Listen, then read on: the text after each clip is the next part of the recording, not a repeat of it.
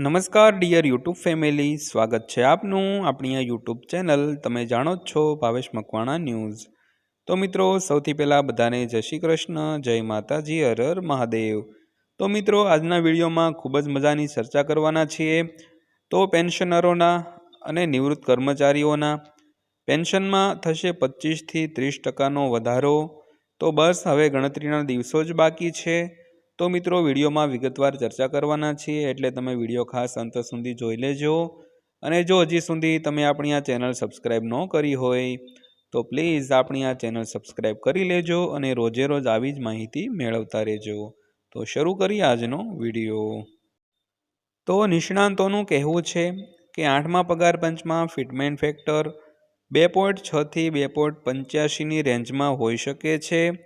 તો જેના કારણે કર્મચારીઓના ન્યૂનતમ બેઝિક પગારમાં 25થી 30%નો વધારો થઈ શકે છે।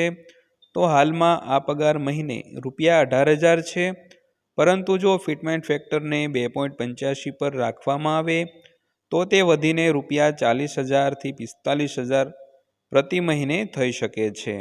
તો મિત્રો, નિષ્ણાંતો એવું માને છે કે 8મા પગાર પંચમાં જે કર્મચારીઓ અને પેન્શનરો હોય તો તેના બેઝિક પગાર અને પેન્શનમાં 25થી 30%નો વધારો થઈ શકે છે। તો કેન્દ્ર સરકારે 8મા પગાર પંચની રચનાને મંજૂરી આપી દીધી છે।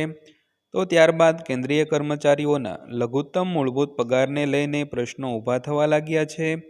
તો આ પ્રશ્ન ખાસ કરીને 8મા પગાર પંચના અમલ પછી કર્મચારીઓનો લઘુત્તમ મૂળભૂત પગાર કેટલો હશે? આ સાથે નિવૃત્ત કર્મચારીઓના પેન્શનમાં પણ વધારો થઈ શકે છે।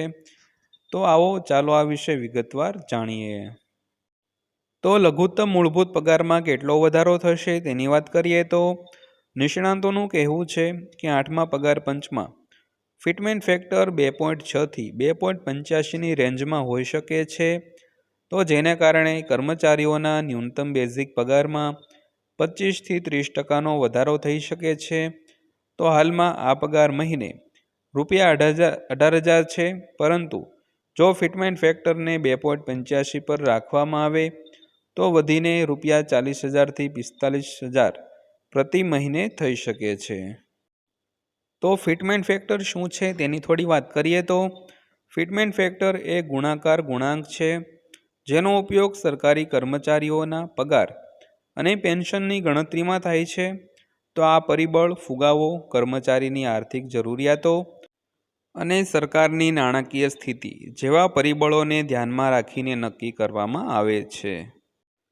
તો 7મા પગાર પંચમાં ફિટમેન્ટ ફેક્ટરની વાત કરીએ તો 7મા પગાર પંચમાં ફિટમેન્ટ ફેક્ટર 2.57 હતું, જેના આધારે કર્મચારીઓનો લઘુત્તમ મૂળભૂત પગાર ₹18,000 નક્કી કરવામાં આવ્યો હતો।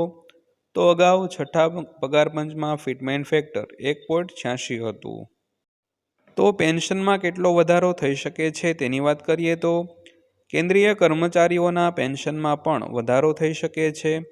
જો સરકાર 8મા પગાર પંચમાં ફિટમેન્ટ ફેક્ટર 2.86ને મંજૂરી આપે છે તો પેન્શનમાં લગભગ 186%નો વધારો થઈ શકે છે। તો આ પછી પેન્શન દર મહિને ₹9,000 થી વધીને ₹25,740 થઈ શકે છે। તો ત્યારબાદ વાત કરીએ તો 8મું પગાર પંચ ક્યારે લાગુ થશે? તો તમને જણાવી દઈએ કે 1946થી અત્યાર સુધીમાં કુલ 7 પગાર પંચની રચના કરવામાં આવી છે। તો આ કમિશન દર 10 વર્ષે રચાય છે। તો વર્તમાન 7મું પગાર પંચ 2016માં લાગુ કરવામાં આવ્યું હતું અને 2026માં સમાપ્ત થશે। તદનુસાર 2026થી 8મું પગાર પંચ લાગુ થવાની સંભાવના છે। તો મિત્રો, આ હતી આજની માહિતી પસંદ આવી હોય તો વિડીયોને લાઈક કરજો અને આવી નવી માહિતી મેળવવા માટે આપણી આ ચેનલને અત્યારે જ સબસ્ક્રાઈબ કરી લેજો।